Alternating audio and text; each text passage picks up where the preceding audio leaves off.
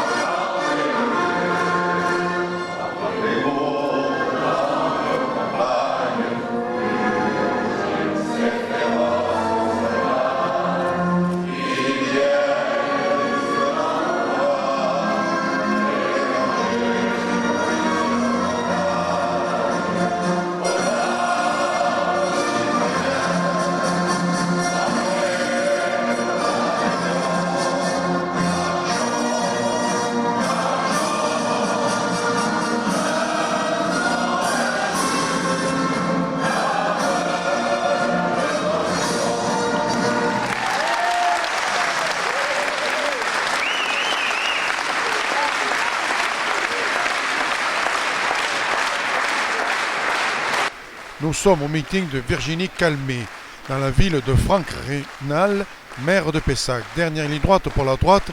Dimanche, nous saurons qui va l'emporter. C'est une victoire. Vous avez remporté la mairie de Pessac contre, je dirais, Alain Rousset, qui était un fièvre. C'était difficile. C'était terrible de remporter. Est-ce que de remporter l'hôtel de région, ça serait encore une victoire de plus pour la droite? Ah mais bien sûr que ce serait une victoire de plus et ce serait une belle victoire. C'est une victoire qu'on attend et personnellement à Pessac, je peux vous assurer que je l'attends peut-être encore plus que d'autres. Donc je pense qu'après 18 ans de ce pouvoir socialiste exclusif et clientéliste, il faut quand même le dire, il serait quand même maintenant fort heureux que nous puissions changer de système. Donc cette victoire, elle est au bout. Il y a quand même, je crois, le Front National au deuxième tour. Bien sûr, il y a le Front National, mais je pense que beaucoup de personnes qui ont exprimé leur colère à travers un vote Front National peuvent se rendre compte. Et on a d'autres exemples. On a Mérignac, par exemple, municipal, où le Front National était présent au second tour et où il a perdu un tiers de ses électeurs au profit du candidat de la droite et du centre, montrant par là qu'il voulait surtout exprimer une colère et qu'il voulait surtout faciliter l'alternance.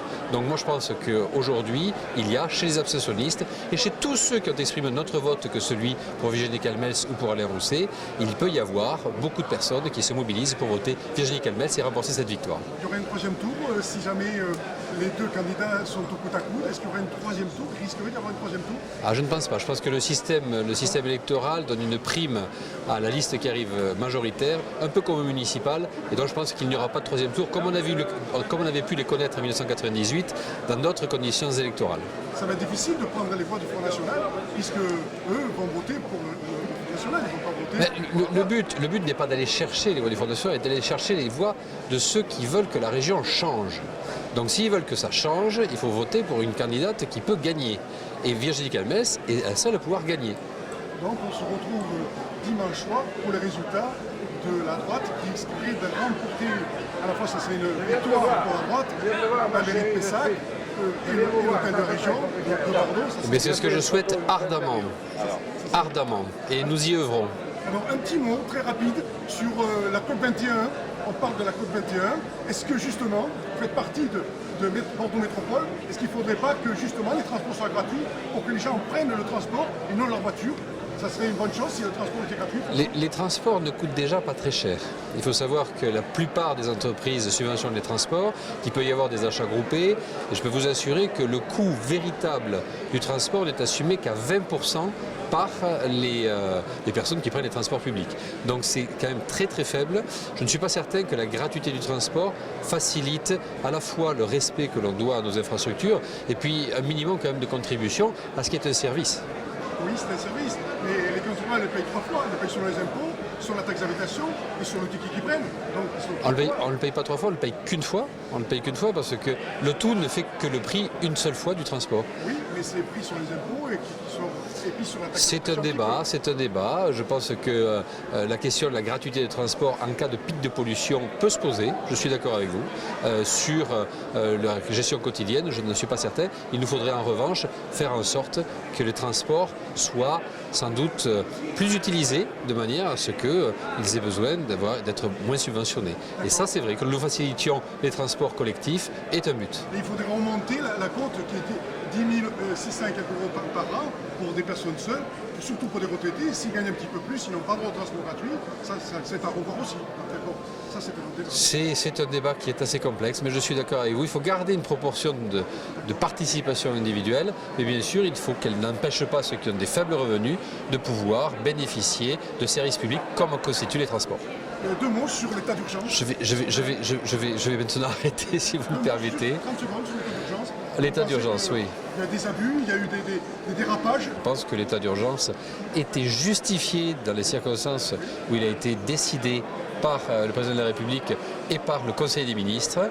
Et après, c'est dans la durée que nous allons voir si les conditions qui ont présidé à son établissement initial sont toujours réunies. Je ne suis pas certain. J'espère que nous serons en capacité de pouvoir lever l'état d'urgence parce que les problèmes auront été résolus. Malheureusement, je ne cache pas que la situation est très préoccupante. Merci à vous. Merci à vous.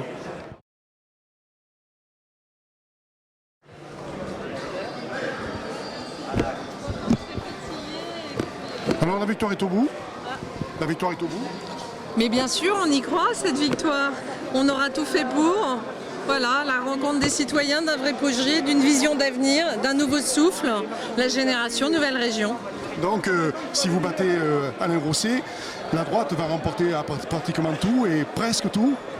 Ça, je ne sais pas ce qui va se passer dans les autres régions, mais en tout cas, ce qui est certain, c'est que nous avons envie ici, tout particulièrement en Aquitaine, Limousin, Poitou-Charentes, de faire basculer ce bastion socialiste vers un autre projet, une autre vision, une autre génération de la droite et du centre.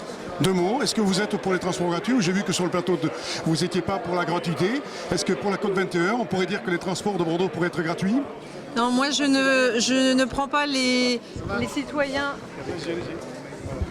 Je ne prends pas les citoyens pour des imbéciles, rien n'est gratuit dans ce bas monde. Donc quand on dit que quelque chose est gratuit, malheureusement ça se traduit par davantage de dépenses publiques et donc davantage d'impôts. Donc moi je crois qu'il faut au contraire responsabiliser les individus, parfois avoir des tarifs évidemment les plus bas possibles, préférentiels pour les personnes âgées ou pour les jeunes, mais la gratuité ne me semble jamais une bonne solution et je suis totalement opposée à la loi de Marisol Touraine sur le tiers payant généralisé qui pour moi va casser le système de santé français. Pourtant, il y a des villes qui l'ont fait, le transport gratuit, ça marche. Et il y a eu des résultats. Mais ça c'est quoi, monsieur, des résultats? Le transport continuera à être transport. Avoir des résultats, c'est ne pas gréver les dépenses publiques avec davantage de dettes et davantage d'impôts. Les citoyens n'en peuvent plus de payer autant d'impôts dans ce pays. Donc au lieu de parler de fausse gratuité, il vaut mieux parler d'une meilleure gestion de l'argent public. Donc on se retrouve dimanche soir pour votre victoire, si vous arrivez à battre Alain Rousset.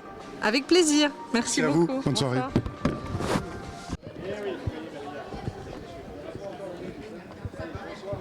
Monsieur Alain Juppé n'a pas à repartir en bus ou en tram, il est en voiture avec chauffeur. Ça, c'est formidable.